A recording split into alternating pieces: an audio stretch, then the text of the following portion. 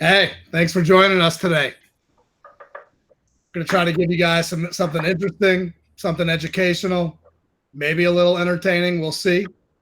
The team you're seeing right now consists of some people from Mean Joe Advertising and also our special guest who we'd like to welcome, Anthony Carabotta from Pixel.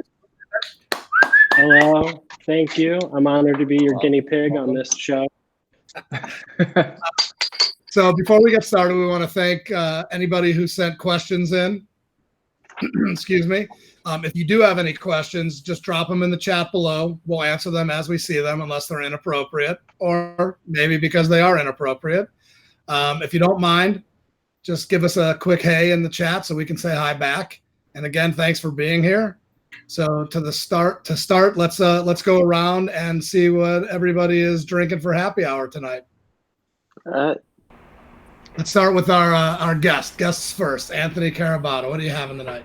All right, cool. So I am rocking some Cleveland bourbon whiskey, and then we are mixing that with the classic all-American Coca-Cola because I don't do straight whiskey very well. And we don't have any whiskey glasses, so it is in a nice Pixel Planet mug. Nice. Oh, dude. Excellent. Yeah. Stephanie? So I've got another Cleveland whiskey, but the smoking bourbon, and I mixed it with a little pomegranate juice. Nice. Nice. Anthony, with a T. Anthony Taylor. So I'm doing a little old fashioned with some Woodford Spice Cherry bitters. Not bad. And the bourbon we're using is Maker's 46. Nice. Bradley? I'm going classic, just Heineken today. Just a nice classic beer. Nice. And then last but not least, Mike? Got my Fatheads Headhunter. You know, starting with a strong IPA today, 7.5% out of the classic Masters Cup. You have to. Nice. Oh yeah, I'm going out of the Park Alley glass as well. Shout out how sweet these. Very nice. I like our guest. I'm having the Cleveland whiskey bourbon, borrowed from the desk of Anthony Taylor since I left my Basil Hayden Dark Rye at home, and I am having it out of a Crazy Mama's rocks glass. Boom. So, yeah. Look at this. Cheers. That's proof right there. Cheers, of the everybody. Anthony to Anthony connection. We both have this at our desk. I also want to remind you all, it is a race. So.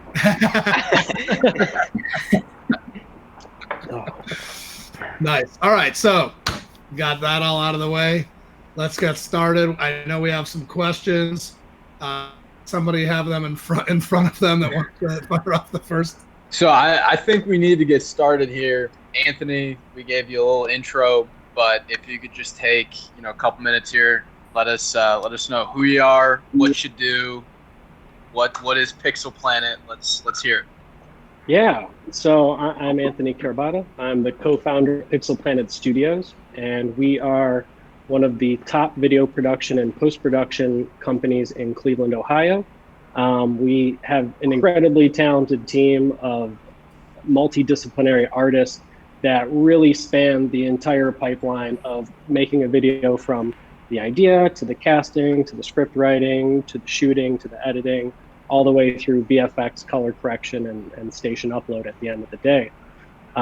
So that's kind of what we found our niche, and one of the things that we really benefit from is we have a lot of really strong storytellers on our staff, and we're able to leverage our visual effects ability to create some really outstanding and otherworldly type visuals. And so that's kind of the claim to fame that we're trying to make. I know that you guys are pretty familiar with that aspect of it.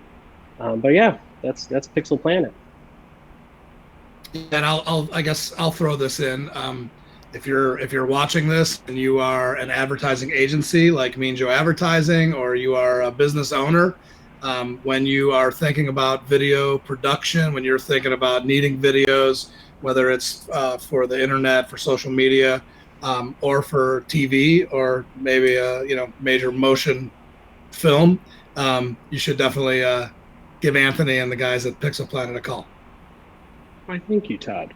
Anthony, a fun question for you. Is your dad's name Mike by chance? It is. Yeah. Mike is with us on the video today. Let's shout out Mike. Hey, Pops, how you doing? he's my name in reverse. So he's Michael Anthony, and I'm Anthony Michael. So that's our distinction. Very nice. Nice. Oh, all right, good stuff. We had a fun conversation actually about that yesterday, about whether or not parents were watching or ever would be watching. So I knew we'd have at least 2 viewers. Are you going to do your imitation at any point tonight? No. No. Maybe. We'll see how much of this whiskey goes down in the next hour. All right, good.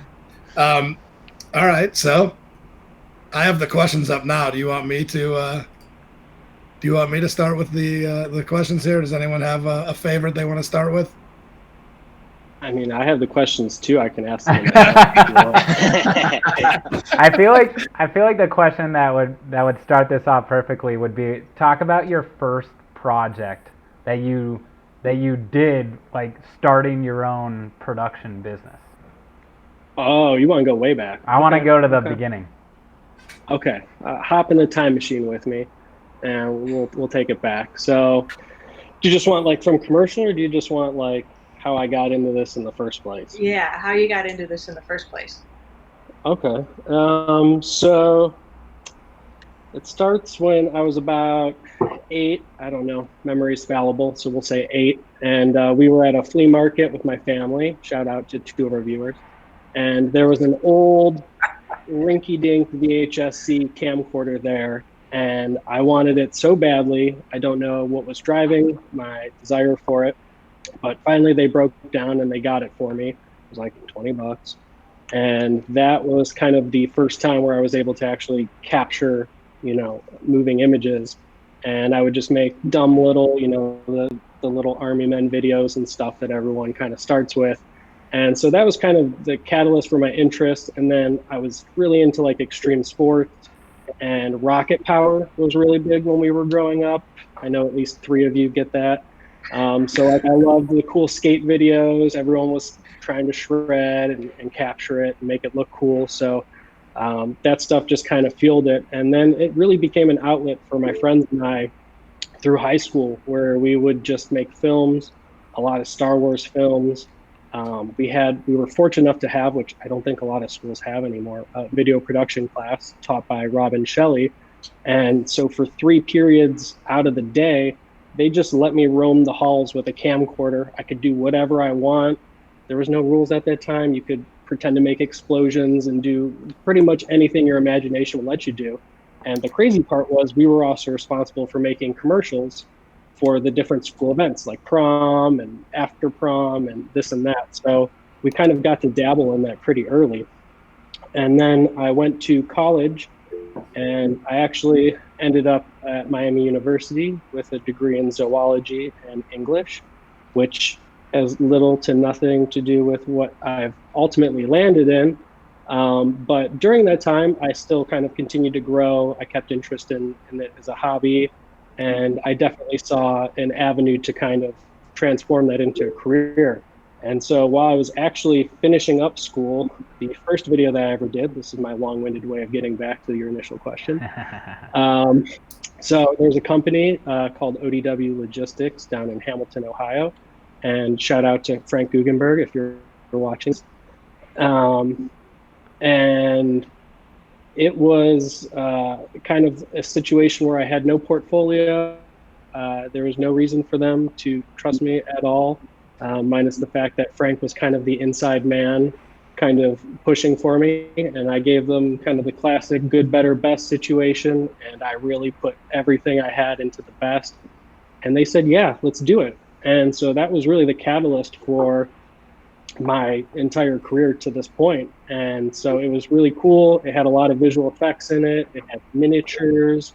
It was all about they ship stuff. So what can you guys do that's better than everyone else that ships stuff? Oh, hey, let's say that there's a really bad storm, no one can move on the roads. You guys have a tunnel system that can, circumnavigate the problem.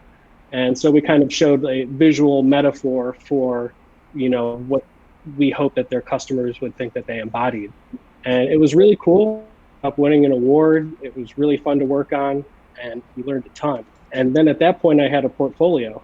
And so that was kind of able to jumpstart future projects. And ultimately, that led me to form several production companies, none of which went under for financial reasons. They were all just kind of a stepping stone onto the next, which is ultimately culminated in Pixel Planet.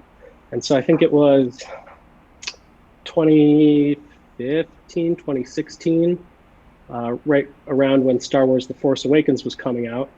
And we decided to make a fan film called Cleveland Awakens. You can Google Cleveland Awakens. It'll be the first thing that comes up. And so that was actually 3 of the 4 people who worked on that film are now at Pixel Planet Studios, including our co-founder, Eric Anderley, who's has an incredible business acumen and an incredibly sharp creative mind. He's so talented. You guys have seen the CGI stuff that he creates. It's just absolutely mind-blowing. And so that team kind of came together. The other one, the person who's not with us, went to Warner Brothers to work on visual effects. So everyone has had a very good trajectory from that point. And we really just kind of found a strong groove. We've been able to foster relationships with some great agencies like you guys, some direct clients, and that has kind of brought us to the point where we are here now. You can't see it, but we're at Creative House Studios, which is one of the largest and probably best equipped sound stages in Cleveland. And it's been a hell of a ride, I'll just say that. Yeah, you guys have some pretty cool toys over there, right? Some very cool toys. The soundstage has some incredible assets in it. I mean, you can control every single light in there with an iPad. Any color of the rainbow you can pick out, any brightness, any intensity. You want cop lights, flames, you name it, it can be done. And then we have all the equipment in the building to do pretty much everything you could do on a blockbuster movie. And there's tons of space too, right? So you guys can do big things in there. Huge, yeah. There's actually there's a garage door, so you can bring in. I think I've seen people fit at least 3 cars in there. So you can pretty much do anything. You can bring a techno crane, like the big jibs that are motorized. You can pretty much do anything that your heart desires in that soundstage. Didn't you say like someone just dropped like a shit ton of sand into the stage and like set up like a whole beach scene? Like, yeah, there was a picture downstairs. I think they took it down because it was a green screen studio. It's no longer. It's now a white site because we kind of have the sky panels can change the color and hue. But when it was a green screen, it looks like, I'm not sure what the project was. It looks like a film, I believe. Like maybe it was for a motion picture. But yeah, they turned the entire thing into a sandbox. And I can't imagine cleaning that up. Yeah. I mean, you guys have all been to the beach and seeing your car afterwards. Like it never leaves. So there's probably still sand down there to this day. That's really cool. All right, so I think we could go through this whole thing kind of chronologically and end up where we're at right now. But I'm thinking let's talk about where we're at right now first and get it over with, because this should be fun. But I think because everybody knows what's going on, everyone's staying at home and staying safe and all of that. Let's just talk about that. We'll move on to the more fun questions. But somebody asked, how has production changed during the stay-at-home order, and how has the creative process adapted? Sure. So I'll start with the production. So I mean, the first thing I'll say is pretty much worldwide, with the exception of broadcast news, production came to a grinding halt when the coronavirus kind of took a foothold here in the United States. And from that, there have been some projects for companies that are supporting essential businesses. They've been kind of few and far between. A lot of them kind of whittled down to like a one-man band, trying to minimize the impact. Everyone's been really good about using the best PPE they have available to them, whether that's an actual N95 or a homemade mask. But I will say, now that kind of the economy's slowly opening back up, and I know a lot of businesses kind of need to jumpstart their summer advertising, so there's a lot of projects that are kind of appearing on the docket. So we spent a lot of time thinking about kind of what production is going to look like, at least for the next couple months. And I think that there's a couple really important things that you're going to see aside from PPE. That's an obvious one, social distancing. But even as much as thinking about, there's a lot of settings where, you know, maybe the budget doesn't allow for some of the equipment you want. So you have your assistant camera who's pulling focus, and he's right next to the camera, which has the camera operator right next to it. And so just allowing the extra flexibility in the budget to have a wireless follow focus, a wireless monitor, so you can separate those two parties. That's something that we kind of have to think of now when we're building our equipment list. The other one is kind of, there's a lot of companies where liability is an issue and they're kind of scared. And so looking at something where you have almost some form of contract where you say, listen, like, you know, the crew and the cast agreed to take the following precautions, YZ, we're going to take temperature checks. We're going to, you know, maintain social distancing to the best of our ability. The talent up until right before their scene, whatever scene that may be, will be wearing a mask. I think we'll see a lot of smaller, more talented crews instead of larger 20 or 30 person Hollywood style crews. And I think another big thing that we're going to see is kind of a minimal representation from agencies and clients. So a lot of shoots that we've had, we may have 3 or 4 people show up from the client side and another 3 people from the agency side. And I think we're going to see that cut down to 1 person from each, or someone FaceTiming in, or different variations of that. So I think those are all kind of, that's the trajectory that we kind of see production heading. As far as the creative process, the good news is that a lot of the production aspect has been easily adapted to the situation. We have Zoom, Skype, FaceTime, Google Hangouts, conference calls. Most everyone's using Slack. Those are all really valuable assets. But on top of that, I think what's become harder for creatives is that we've kind of been put in a box, right? So we need to stay true to brand values, but we can't make light of the density of the situation that's in front of us. So thinking about things, and we just had a call today where we're talking about kind of how do we make like an interchangeable message. This was a video that was intended to last for 5 years. The social distancing may last, 18 months, maybe longer, maybe less. So how do we kind of create a story where it stays true to what's happening now, but can easily be modified? Say we just cut that one shot or cut that one scene, and now it can play to its longevity. So we're spending a lot of time thinking about that. And then there's a lot of thought now that needs to go into the logistics. So, crew members where we used to all just jump in one car, 6 of us, and ride out to set, that's different. Now we have 6 people driving. So you have to think about things like cost, parking, space, and stuff like that. And same with kind of tacking back to the equipment, it doesn't make much sense to have a dolly where someone has to push the dolly and the camera operator sits on it. It makes more sense if it's some sort of system that just one person can operate. So those are all kind of things that we've seen as challenges and things that we're actively finding solutions for on the production and the creative front. Yeah, I think I've noticed that even if you look at what SNL is doing, the talent is now the videographer. People are just consolidating those tasks. So, people are learning newer skills, people probably won't be as good at them, but it gives everybody a chance to learn, and then, it makes your brain think a little more, hey, I don't have a videographer with me. How am I going to get this camera to kind of move? Or do I want it to move? Yeah. Do I use just standstills, Yeah, and I think we're seeing a lot of appreciation coming from the people who have to do that, the John Olivers and the people who are shooting these shows at their house, and they're going, wow, I had it easy when I had 10 people worrying about this, and now it's just on me. But kind of to your point, I think something that we're seeing out of this is I mean, we might all be kind of over it. The Zoom quality, I feel like that was kind of phase one of this marketing push, was like, it's okay to do a national TV spot where you're recording, a video conference. But the thing that's been underlying that and underpinning it is the fundamentals of storytelling. They're good stories. What SNL is doing is still funny. What, the Tonight Show, what John Oliver's doing, what Colbert's doing, it's still funny. How do you do that without a laugh track? How do you do that without a studio audience? So I think it's been a real testament to creatives everywhere to kind of have to grapple with this.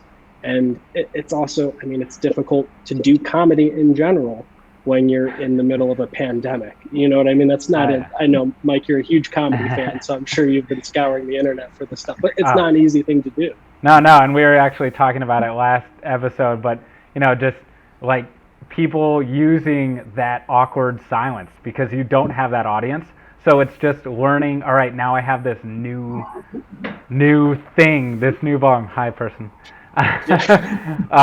But, like, what do I do with that moment, that silent moment? Make that funny, too. And it's actually awesome to see the people doing that well. So it's just another thing where the creative minds are, all right, like, let's adapt to this or let's adapt to that. It's cool. Absolutely. If it's okay if I field a question towards you guys, what have you guys kind of seen on your creative process through this? Whew. Who wants to go first? Let's direct that towards the creatives. Well, so I think that it was by chance, not by any brilliant decision, but we kind of had some pieces that were, I don't want to say generic, but, evergreen enough that we could repurpose them and use them, and then just, cut a little new audio and use that, and, or cut a new graphic and use that to add on to some existing things rather than trying to come up with a whole brand new campaign from scratch and not be able to shoot anything. Like, Anthony, you and I were talking when this first started, there was no shooting at all going on. No one was going out to do anything. So you guys were doing a lot of like CG work and graphic work and animations, right? Absolutely. Yeah. So. Yeah, that's one of the things we had told a lot of our clients was, hey, if we have a deep enough reservoir of B-roll, stuff that maybe didn't make the cut last time, this would be a great time to dig into it and find it now. But I think you're right, though. A lot of people have done very effective messaging with just simple motion graphics. Again, it comes down to the messaging. And right. I know, like I said, I think we're moving out of phase one. Phase one was during these challenging times, promotional stuff. We're now moving into phase two, where it's a little bit more about people are a little bogged down with that. They're looking for some escapism. Right. You can be a little bit more true to your brand. I mean, Bud Light's not going to go air a spot of a crowded bar with everyone fist pumping, but I think we're going to start to see different ways that brands can kind of still play with story, stay true to themselves, and not offend people. Yeah, I think that, like, having the talent shoot their own spots, or just having that videographer and talent in the same, like, doing the one shot, you realize in your apartment, in your house, there's stories to be told anywhere. All right, I woke up today and it was sunny out. It's been a while since I saw the sun. Or, you can still kind of take moments like that. And that's kind of the thought I was having is, whatever products you're using at home, like, they tie in, especially with beer, you're drinking a lot of it. Just me? Anthony, I know you've worked on some Hollywood productions and things like that. One of the things that I'm interested to see is all these movies, big time TV shows that aren't getting shot and produced right now. Like, what do you think Hollywood's going to do, first, second quarter of next year when they've missed all of the shooting time? There's no flying to, India to shoot a movie. Like, where are we going to find those movies now? Oh, that's a tough one. So definitely, one of the hardest parts for them is going to be usually for LA studios. Those studios are generally booked pretty far out. So this show is slated to shoot in June and this one in July. So everything that's been put on hold now has to somehow find its way into this system moving forward. And to your point, I think we're going to see a huge backlog of, I mean, how many Apple TV shows came out in the fall that probably were in production during this and are now going to be delayed. And so that is going to hamper an already, a very small, compared to like an HBO Netflix type of streaming service. And how are they going to kind of respond to that rebound? And I know like Parks and Rec tonight, I believe, is releasing an episode that is all webcam based. And I think stuff like that will fly for a little bit. But at the end of the day, ideally, I mean, I'm assuming you guys agree with this, this isn't going to be the state of the world forever. I hope not. So we kind of want to see that normal production. We want to be able to see humans in intimate form. We want to be able to see social gatherings and in movies and cinema. So I think those are all things that I don't know that anyone even in Hollywood has fully gained a grasp of, because I'm assuming the Screen Actors Guild and the organizations will have stipulations on, how many of the actors can be in a scene at one time, what rules do they need to follow, and stuff like that. And honestly, we'll probably see that spill into the commercial world too. Well, yeah, a great example of kind of this social distancing, but more at this time, it was just scheduling conflicts, is if you ever watch Arrested Development Season 4, I mean, it's a complete rush job, and it was basically all of the actors did all their scenes green screened by themselves, and then an editor came in and placed Henry Winkler here and Portia here, and it's so funny to see these, like, who was available at the time to actually be on set, and then who was like the back of the head double, and how many different shots they used to converse of just like me you instead of like everybody being on set together, which you can tell that it happens, so it's not great, but it'll be interesting if anything comes out quick release like that. I'm sure that's a quick way to do it. Yeah, and I would imagine that there'll even be some utilization of camera techniques. So in like your classic over the shoulder shot where you have me talking and someone's shoulder is like here, maybe instead of having a wide angle lens where they're actually pretty close together, you may opt for a telephoto lens that will kind of compress that image, and maybe they're actually 8 feet apart, but on screen it looks like they're standing right next to each other. True. Have you seen the social media posts comparing pictures shot with different lenses? So like the ones with like a person where it like zooms in and out and their face warps. No, like the ones of like people trying to say, "Gotcha, you're not social distancing," and they're shooting it at an angle and with a lens that makes it look like this line of people are stacked up, one right behind the other. But then when you go wide angle and the 90-degree angle of the shot, when you see the side of the line, you see they're all at least 6 feet apart. And just the difference in what camera lens you use. Yeah, so absolutely. That can be a technique that you can use for good and not evil. That's true. Hopefully we see most of that. Right. As someone who arguably does not have the creative mind to even think of how to use a lens to do something like that.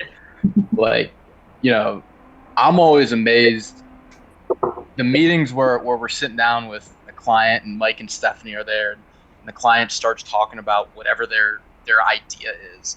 And Mike gets this look in his eye and he's like, got it. Or like, I feel like the three of you guys sit in a room together and I can't in my mind come up with what the creative picture is going to be, and a week later there's a commercial that says what the client does, what makes them different, why they should buy, and like covers all the bases. I mean, you obviously have made a living and are professional in monetizing that creative process and communicating that message. Like, from someone who can't do that at all, how the hell do you do that? Like, how do you take random words and make it into an interesting 30-second piece of creative? That's a great question. That was Can I good. give a prompt before Yeah. you answer? Prompt me. When you were younger, did you make up stories? Yes. Right. Well, I know she's watching, but my like to play 20 questions a lot. Mhm. And so I became very good at fabricating stories, and I would corroborate with my friends and say, okay, you said this, you did this, Mhm. you were there, and then this is what I did. We're all on the same page. Good. And the story had to be airtight so that it couldn't be, dismantled in different ways. And I think that provided a lot of the bedrock for my storytelling abilities, because I knew, no, that's not convincing. No, they would never say that. They would never think that. They would never be there. So I agree that like storytelling, and Mike, you can chime in here too, but being able to like think of a story and then tell that to convince people. And, I was thinking of stories as like, fairy tale kind of fiction stories. Anthony's thinking of like lies. Yeah, I was more on the lies part, Right. to the point where my parents were like, "We should go see a therapist. Why do you keep lying?"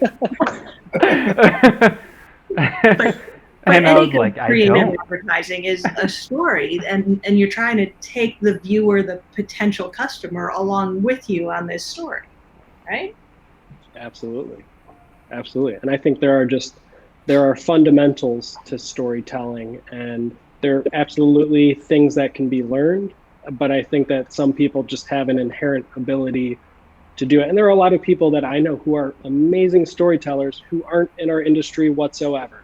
But as soon as they start talking, your eyes perk up and you're just into the story. And I think those people turn out to be great creatives. But yeah, I'd say also too, on like the creative side, I don't know why, but for some reason I've always been kind of a sponge. So I'm like a walking encyclopedia of commercial taglines and slogans and song lyrics and movie quotes, and they're all just bouncing around in there, and occasionally like one will hit the other one and it spawns like kind of a somewhat unique idea, and then I just run with it. But I think that, coupled with as you kind of mature in this career, you kind of gain more of a visual sense of things. You've tried so many things. I mean, I've probably created over 1,000 videos in my life, and so you just kind of learn from trial and error. Oh, this one worked. This one didn't. Oh, the air conditioner was too loud in this one. I couldn't hear their loud. Oh, the light blew out this image. Like, I need to soften that next time. And once you kind of have that footing, you're kind of able to marry the two and kind of develop unique creative ideas, usually on the spot. Yeah, did you have any traditional like training for any of this, or was it that trial error? I'm gonna Google this. I'm gonna YouTube this. Zero formal education in it. I'm completely self-taught. Really, when I was kind of coming up in it, YouTube was around, but even to this day, a lot of people in our industry don't share information. They're kind of the industry secrets. You can find a lot of basic information still on YouTube. They'll tell you about 3-point lighting, basic camera stuff, but until you're actually in a lot of different situations, you really don't gain that. And I think it was maybe Steve Jobs, and I'm probably paraphrasing here, who said about his son that wanted to go to business school, he said, "Why do you want to do that?" He's like, "You'll learn more at an Apple boardroom meeting in 15 minutes than you'll learn in 4 years of business school." And I think that while it's completely hyperbolic, there's some truth to that, in that there's nothing that substitutes for experience in the field. Going out, trying, failing, succeeding, whatever it may be, and learning from that is the only way that you continue to get better. And I've been fortunate enough over the years to work under and learn from some incredibly talented people. And, I'll be assisting a director of photography a couple of years ago, and I'm like, oh, that's how they did it? They used that light. They softened it with, some unbleached muslin. They bounced this way. They chose this perspective, and they explained to me why. And you just kind of start to gather those little gems, and you just kind of store them in your treasure chest until you're rich with knowledge. That was cheesy. It's the whiskey. It's definitely. When you said you were like an encyclopedia of like all these movie quotes and this and that, I quickly just Googled like a quick quiz, like a difficult quiz. Thought, oh, that might be fun at the end to give them a quiz on difficult movie quotes. Yeah. And just like I looked at a couple really, really quick, and one of them, the third question is, from which movie is this quote? May the force be with you. And I kind of gave up because that's not a difficult, like literally the title of it was difficult movie quote quiz. So There's probably more Star Wars in here than I can find. It was probably from Fanboys. That's probably Fanboys. I was going to say Sandlot, yeah. Or Sandlot. Anyway, sorry to interrupt with that. No. I thought you were going to do the quiz. That would actually be really fun. It's too easy, especially for somebody who just claimed that he is, like a master of that stuff. Yeah. Well, between you, Mike, and Anthony, yeah, you need much. We're on the spot. We had a question. This one might be from somebody who knows you and maybe teeing you up, or maybe it's somebody who just wanted to know. But in all of the time you've been working in video and production, who's the most famous person you've worked with? The most famous? All right. So in the past 8 months, I've worked with Tim the Tatman, who's one of the most prolific Fortnite streamers in the world. I didn't know that before, but I know that now. Francisco Lindor, who we can probably all agree is maybe one of the Major League Baseball players right now. Joe Schobert, who I believe we didn't renew his contract for the Browns, but he was incredible last year. Josh Cribbs. Yeah, he had an okay season. Yeah, just not okay enough, I guess. Josh Cribbs, local legend.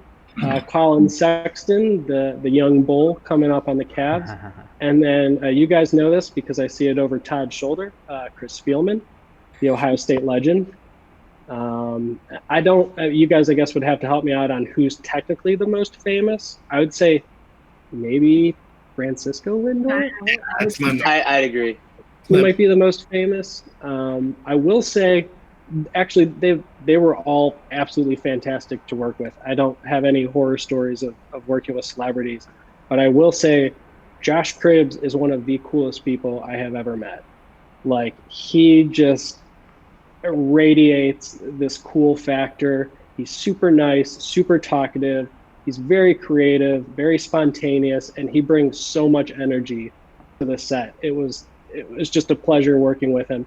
And I felt good because I was almost as tall as him. And growing up watching him on the TV, I thought that he was going to be like super giant. And he was definitely far more muscular than I am, but it felt good that I was able to stand next to him and not like looking up at the heavens. Anthony, what does that do for you when you have talent like that? That just has that it factor. Like, how does that affect what you do and how your process goes? It makes my life much easier. There's nothing worse than when someone has a really high social status and they're not doing something right and they're not coachable or open to being coached. And they're very rigid. Fortunately, like I've said, I really haven't had to deal with that, but it's definitely something I've planned for going into shoots of what if they're just not having this? What if they're not going to do it? What if? And so it's definitely something that I've thought about. I haven't had to actually practice it. Like I said, they've all been aces in my book. But yeah, it's potentially in the future. I mean, I don't know. Maybe we're shooting a commercial with Tom Cruise and he gets a little sassy. It could happen, but for now, we're doing good in Cleveland. Maybe it's something about Cleveland athletes. Maybe we just have something good going on. I just want to throw this out there because even the rest of the Mean Joe team may not know this, that the most famous person and maybe the coolest person who's ever been at the Mean Joe offices, and now it's the old offices, is also Josh Cribbs, who came for a meeting once, which I just thought was hysterical, with somebody who was pitching a show that was going to be on TV, and I didn't know that he was coming. And all of a sudden, up the stairs, and you see the dreads coming up. That's the first thing you see on the old staircase, and I was like, That's funny. yeah, very cool. Did you Doesn't know? Josh Cribb have a TV show now? Oh. Yeah, so he and his wife have a TV show, but this was for a totally different thing. Oh, okay. Did you know, like right away, like, oh my God, that's Josh Cribbs? Absolutely, yeah. I think sometimes it's hard to recognize the players out of uniform, especially like, once the football players take their helmets off, they look like a whole different person. And when you see them out of context, like walking into your office, that's a whole different thing. Yeah, absolutely. I actually mostly don't know what any of the celebrities look like. And usually when they show up on set, it's the first time I've actually seen them. And someone goes like, oh, there he is. There's Colin Sexton. I'm like, oh, that's Colin Sexton. All right, noted. Oh, you're the star of today's commercial. Yeah. So you're the star. Impressive that you knew to call him the young bull, though. I like that. Well, see, yes. He did his Google homework before he went to the I Google them. I cover all their faces up with my hand because I like the surprise. Right. It's what keeps me on my game. So Yeah. all these different projects you worked on, do you have like a favorite, like this was my favorite finished project, or this was my favorite while we were working on a creative idea? I've got probably two, and both of which have actually happened this year. So the first one was for a local real estate company called McDowell Homes. And it started where we had done a couple of videos with them years ago when they were starting, and then we didn't hear from them for a while. And I get a phone call from their CMO, and he goes, "We need a commercial yesterday." And I go, "Wow, what's up?" He goes, "We bought airtime. It goes this week, and we don't have a commercial to air during it." So we're like, okay. So fortunately enough, the station was able to push it like back a week or whatever.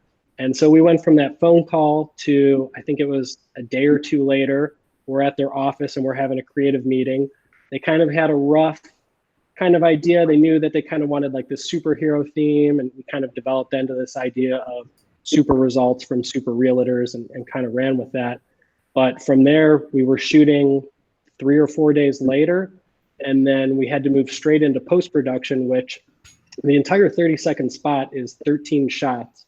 12 of the 13 shots have visual effects in them. So we had to turn that out, and credit to Eric.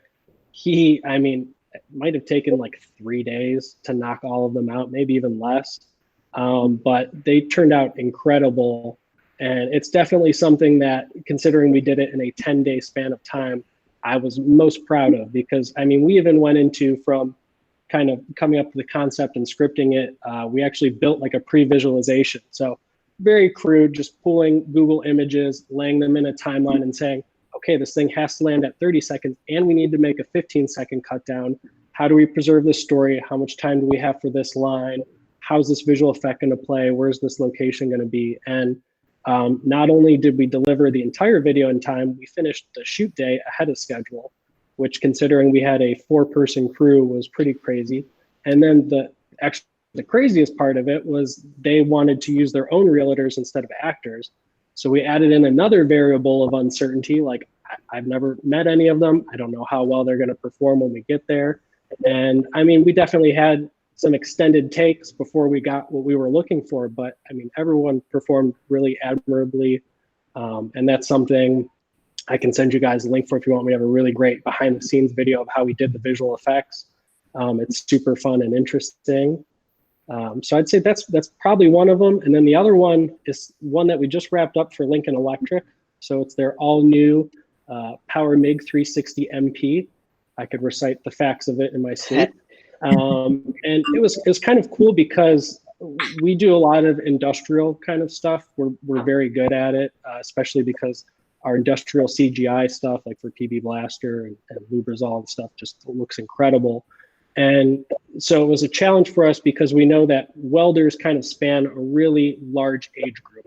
kind of a specific person when you think of it, but you have people who are in their 50s and 60s still welding, and you have people fresh out of high school in their teens and 20s that are welding.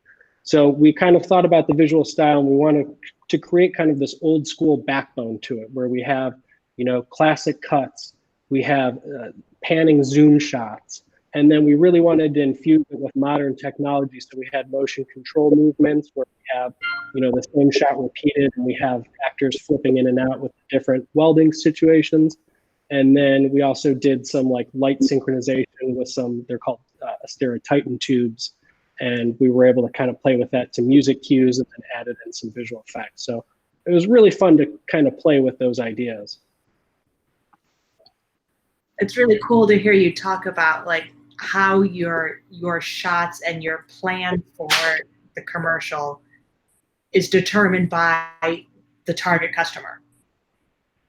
Like, I'm sure there are plenty of people who don't think about that, but that's absolutely part of the process, is who are you trying to convince with not only this storyline, but these shots and this look. Absolutely. And when it was finished, we sent it to a couple of like my dad and my uncle's friends who are definitely in the right demographic for it. And it resonated with all of them. They were all like, I want it. This is cool. And that's how we knew we hit the bullseye on that. But yeah, every video project where we're able to, there are some where it's very cut and dry. We just need to shoot this, and this is what we need as the end product. But whenever we're able to kind of infuse the creative with, the target audience in mind, that's definitely where we shine and where our best productivity comes from. Do you see any animosity with some of these traditionally trained and kind of old school production houses? Like, do they kind of look differently on how you guys do your work? I mean, your work speaks for itself, but I just find it interesting that you're self-taught, and a lot of the ways like you said, it's industry secret. So is there any like tension there, or kind of how has that worked? That's a great question, actually. I would say that it's kind of twofold. So one, I think that while there may have been some initial animosity towards kind of my generation specifically, so people who are around 30, which now we're not the youngest in our industry anymore. There's a whole new layer coming under us, but we were kind of the first one where we saw this democratization of film equipment. So we have access to, equipment that can make a beautiful image that 10 years ago have taken, $50,000 worth of film rentals, not the actual equipment cost to produce. So I think that their understanding of that has kind of opened it to, I see my Instagram feed is filled with people who make beautiful images. Whether they're good storytellers or not, whether they did it well, that's a different story. But the ability to do that. So I don't think a lot of companies, including us, are really threatened by that in any way or hold anything against them. But I will say one thing that they probably struggle with is that a lot of larger, more established production houses have a lot of sectioned off roles where this is your lane and this is your lane and this is your lane. And what's really different about us is that every single employee that we have has worked, whether it's their specialty or they're good at it is a different story, but they have worked on every single piece of the pipeline. Eric has shot, I worked in CG stuff years ago. Everyone is at least familiar with all the different parts of the process. And so I think that's kind of allowed us to be more nimble and to be more comprehensive in the way that we approach it. And I think we just have a better fundamental understanding of when we start talking about something, we all kind of know enough about each other's area of expertise that we're able to we don't pitch them an idea that we know isn't going to work because we know how it works. So we're able to kind of save ourselves the hassle and just kind of go that route. So I think that's something that we're going to see continuing to evolve. I think you're going to see smaller, more talented production companies kind of moving to the forefront. One, because of overhead costs, and two, because the democratization of that film equipment is becoming more and more available. I have access to all the same equipment that everyone who's making Super Bowl spots is. And I tell my clients, we make a Super Bowl spot. If you can afford it, if you want to pay for it, we can do it. I mean, we have the talent here to do it.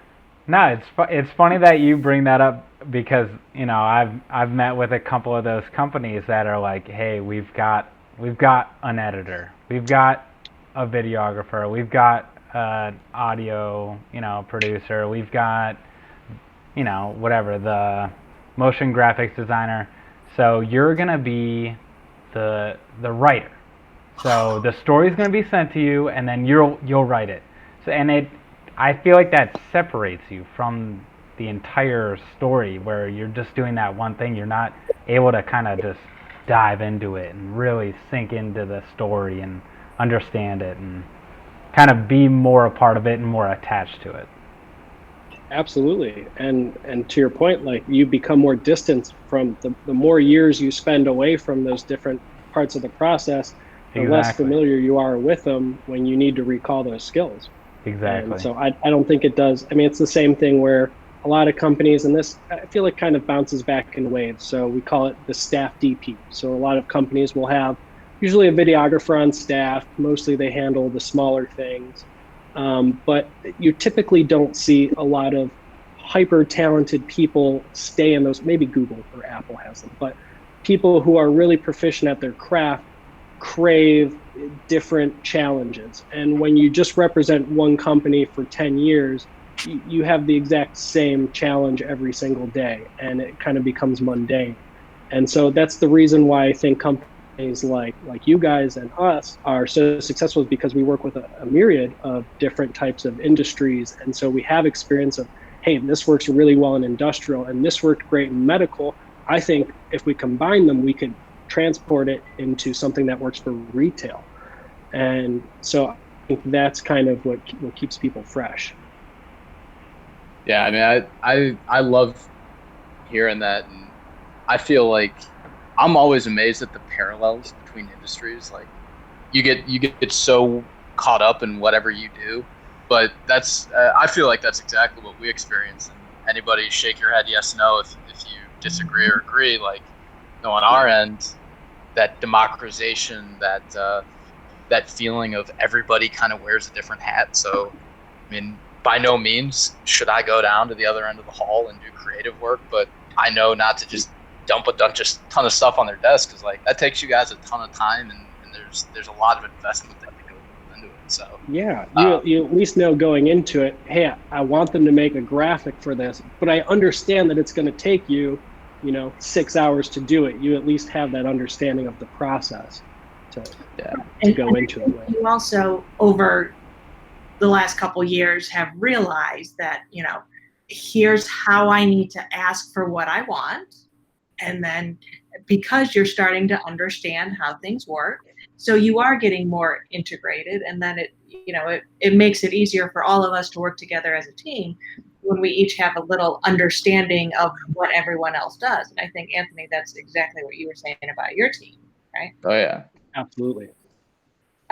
So you were talking about bids there for a while. Do you like it when a client comes to you and says, I need to sell more widgets and I don't know how, make a commercial for me? Or do you like when they come to you and say, hey, I want a story and we're going to shoot it here and it's going to show these pictures and this is what I want it to look like?